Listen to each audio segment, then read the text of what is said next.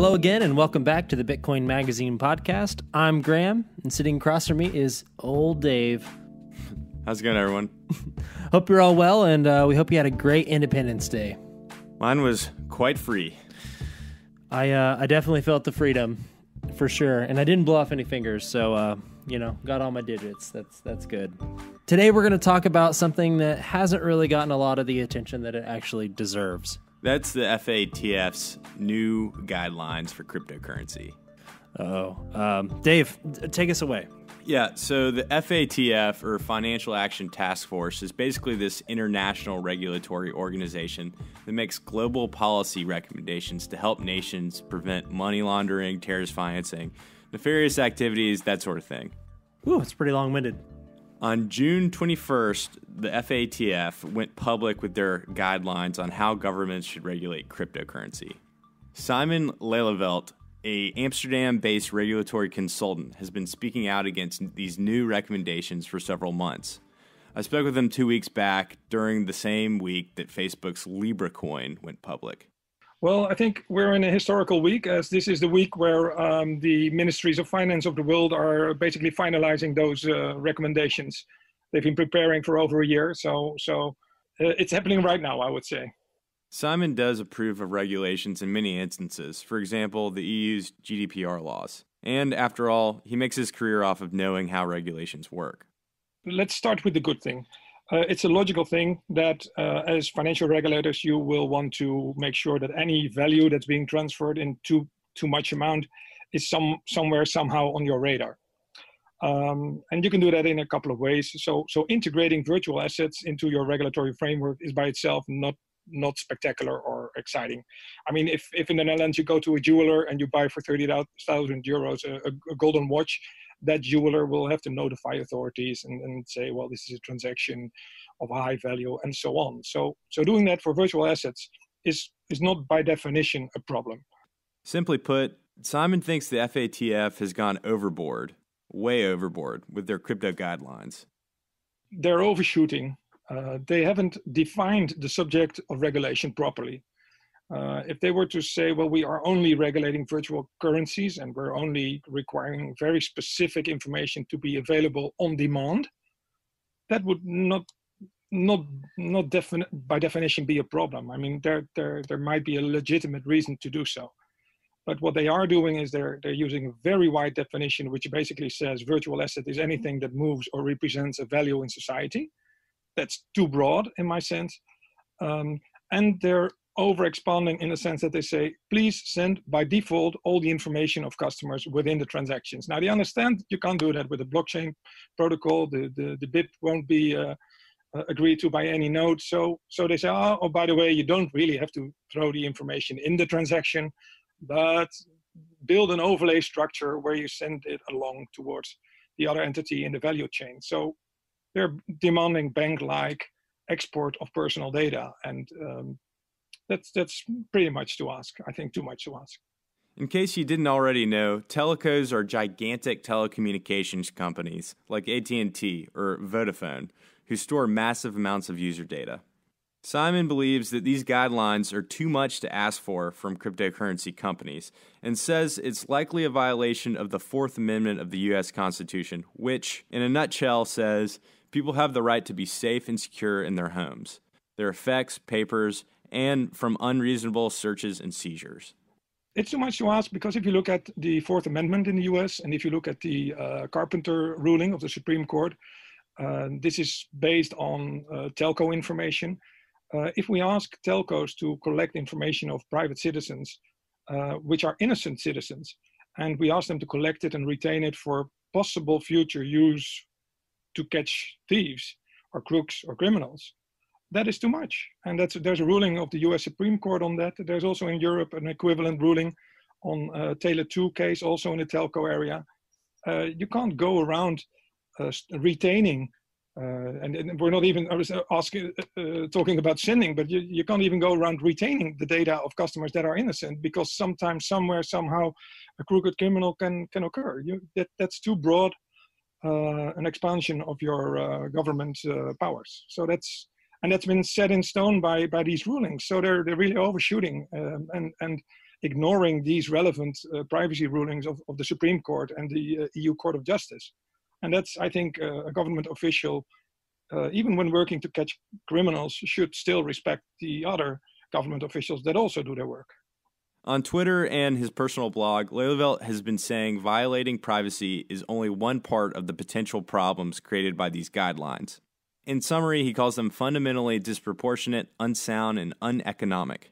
Now, I'm not a regulatory consultant guy, but that sounds like an overreach to me. The root of Lelieveldt's critique of this proposal is this specific section called 7b, which he says is the largest threat to the cryptocurrency space today. Okay, so this Article 7b basically says if you send virtual assets, which are then broadly defined, but you must attach, just like banks do with international wire transfers, you must attach the name of the people involved. And you transfer them to the beneficiary virtual asset provider. And it also says, and to any counterparts, if any. Well, if I read this in a blockchain world, it sounds pretty much like if you're setting up a virtual asset system or a virtual currency system and you have nodes or validator nodes, or you have counterparties to the transaction, but also counterparties in the blockchain.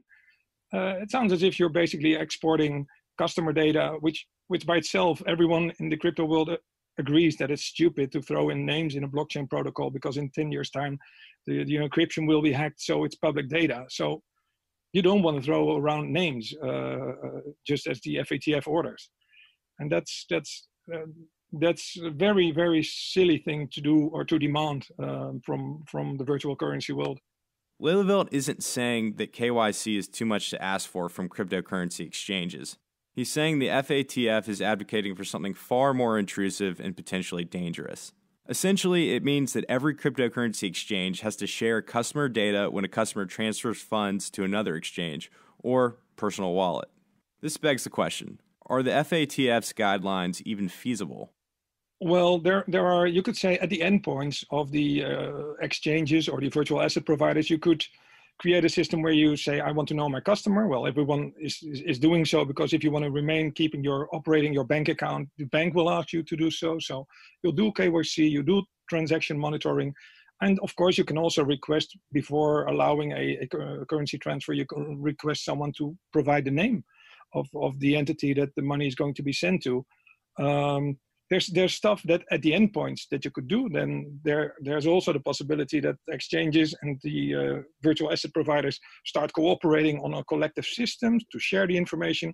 So in a technical sense, you could say, well, it's going to be hugely costly, but it is possible. And then that's exactly what the FATF says. Oh, look, there are already a couple of guys building it, so it's possible. Whether or not it's technically possible, Lelieveldt thinks the FATF solution has a disproportionately bigger cost than what they see as the potential problem with privacy in cryptocurrency.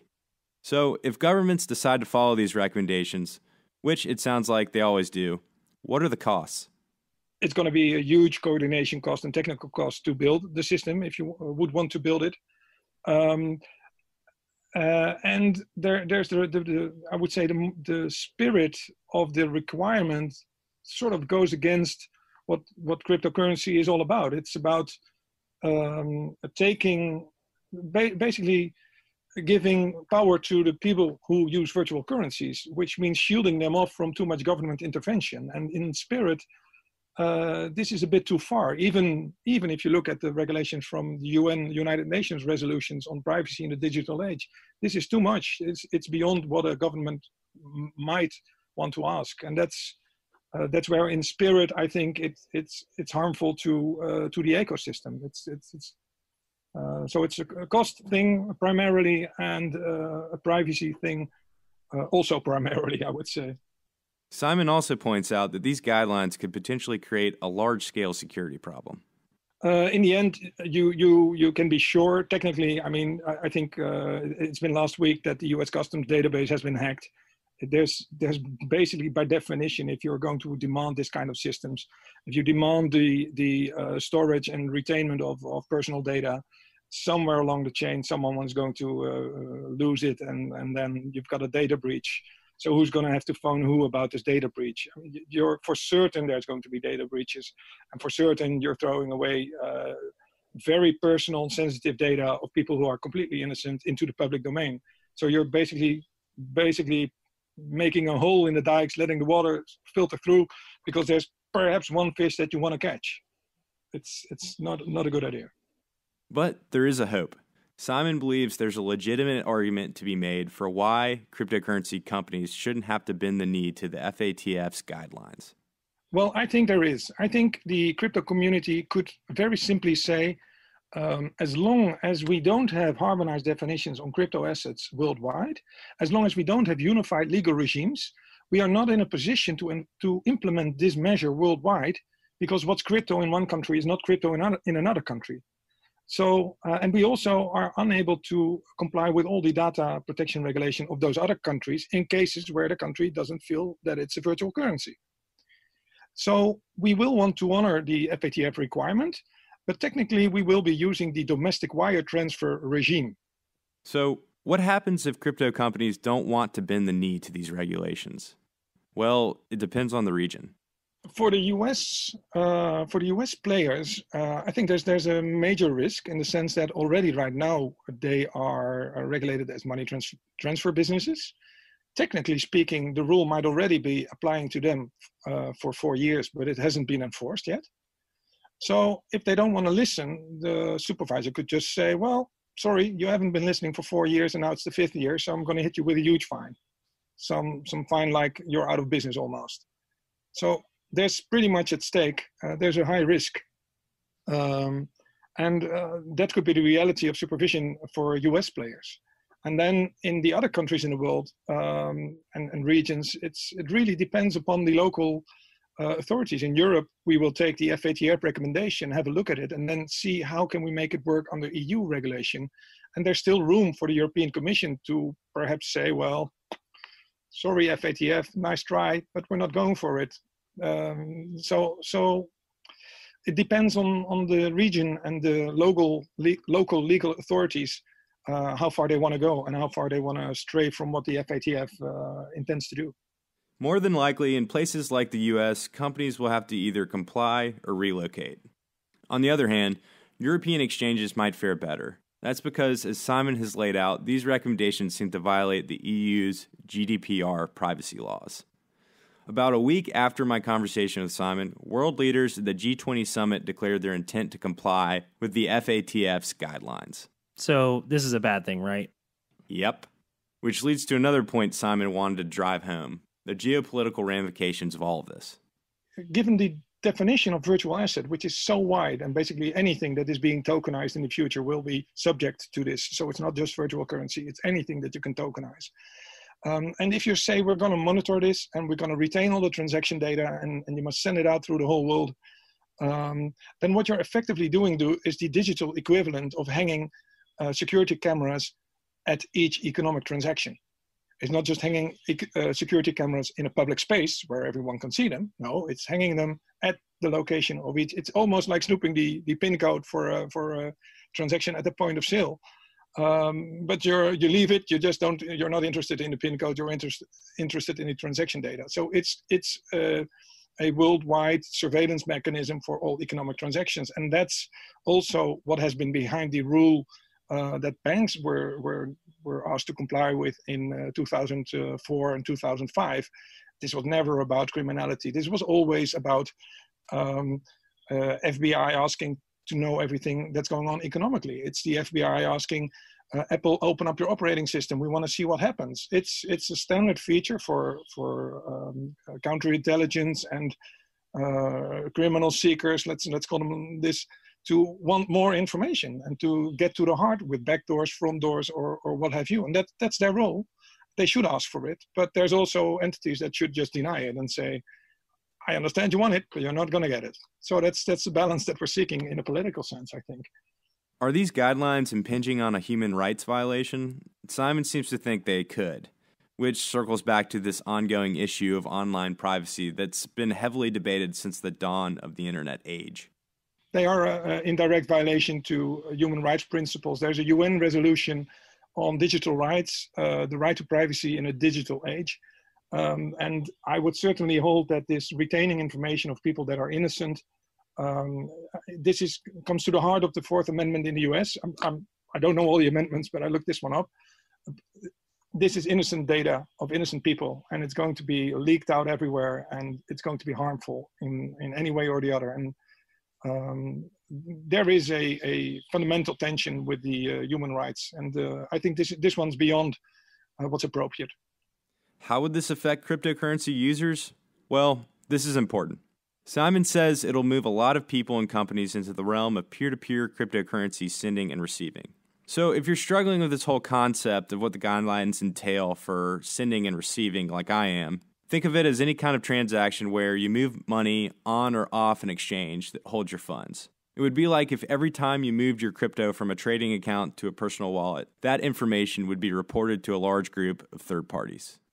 So what you can do if you want to prevent this kind of future is see that at present the FATF regulation doesn't cover the whole of the market. It covers the professional entities in the market.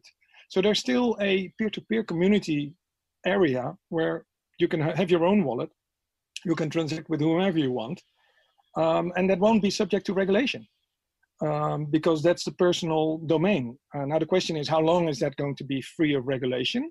But there is still the opportunity on a private basis to do so. But once you start doing this so much that you make money out of it and it becomes a business, then you will subject to those rules. But there's still the private wallet area where you can do whatever you want. Then again, as soon as you want to turn some of your wallet and you want to convert some of your currency and you need an exchange to do so, then you will hop into the regulated domain. And you will have to ask yourself the question, do I want to be in that domain, yes or no?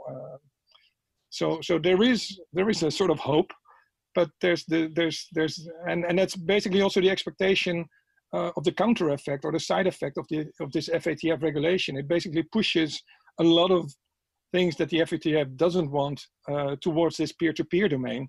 So you don't see it. So you're happy and you're obliging all good willing people to measures that don't have effect, while the people who are while the counter effect, the thing that you want to observe or want to get hold of, moves to another domain. So in that sense, it's also a very understandable but silly idea. These guidelines could effectively split the cryptocurrency community into a kind of black and white economy. We could expect to see decentralized exchange models taking off more rapidly than ever. But these bigger, newer players will definitely follow the regulations. The funny thing is, because this is a very historical week, because we also have Facebook, of course, announcing their worldwide e-money tokens. So while we are looking at this very detailed, from a financial stability point of view, completely irrelevant cryptocurrency set, we have from a financial stability point of view, very important player, Facebook, who's going to live by the book and who's going to apply this rule. And is going to send coins and transactions throughout the world and say, oh yeah, sorry, I've got to put the name in it because the FATF wants me to. I'm sorry, I'm so sorry. You're having consent everywhere you want to throw this Facebook coin, this Libra coin. But yeah, law enforcement, I need to send your personal data with it. Yeah, sorry, bye-bye. And good luck, Cambridge Analytica or your successor. Have a go at it, bye-bye. That's the sad element. The focus and the energy is too much on an irrelevant part of the market in terms of priorities in the sense of human rights and privacy. Simon was actually thinking about a Facebook coin years before most of us were. In 2016, he wrote an article about Facebook getting their e-money license in Ireland. Reflecting back to that time, I was curious what has changed in his mind about a Facebook coin. Well, my concern or my idea was that Facebook was never going to be able to jump through the hoop of trustworthiness with the public, given their improper treatment of personal data, given their involvement in sending out media messages to the world which are not perhaps truly true, or in adapting ad campaigns. My idea was if Facebook were to be a person and that person would say, I'm the bank director of your new bank, you would say, no, you disqualify.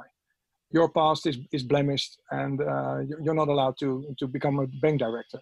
Now, Facebook is not a person, but an entity. And I think the trust issue is still there.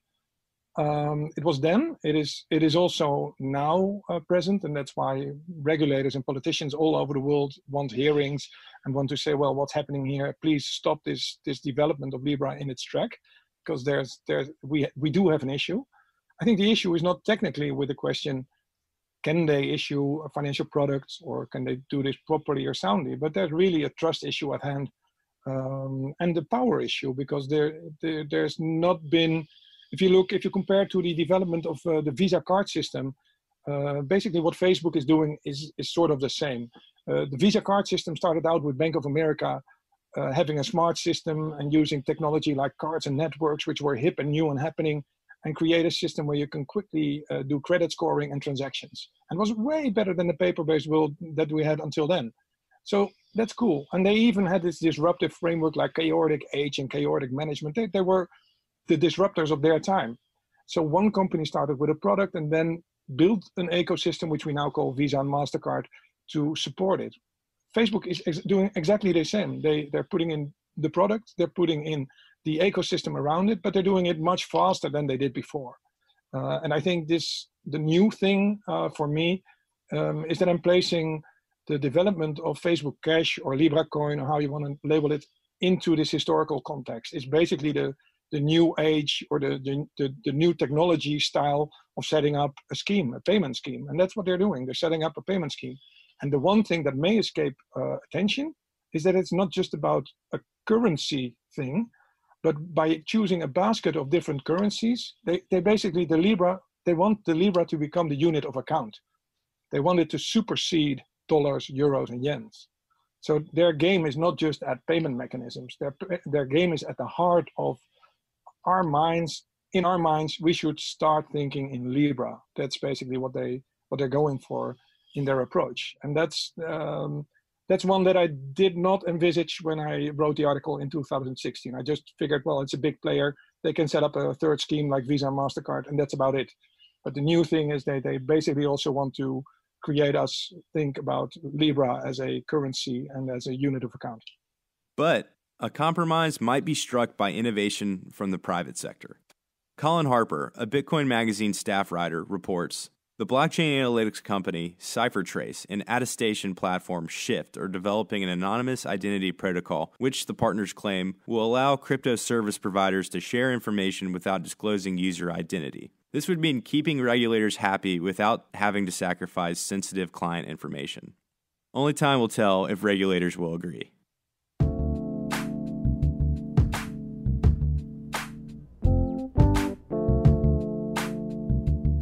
That's it for today's episode. Thanks again for tuning in.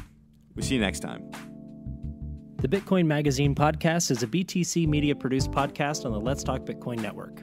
Today's episode was produced and edited by myself and Dave. Theme music provided by Billy Sly from the Crypto Cantina. Special thanks to our guests Simon Lelieveldt and Satoshi Nakamoto. We are eternally grateful. Visit BitcoinMagazine.com for more in-depth news, analysis, and resources about the most successful peer-to-peer currency. And make sure to follow us on Twitter at Bitcoin Magazine. You can find more engaging crypto podcasts over at letstalkbitcoin.com, and you can follow them on Twitter at the LTB Network for all the latest episodes. Please be sure to subscribe to the show on the Apple Podcast app, Spotify, or wherever else you get your podcasts. And if you got the time, please leave us a review. It really helps us improve the show and reach new listeners. Thanks again for tuning in. We'll see you next week.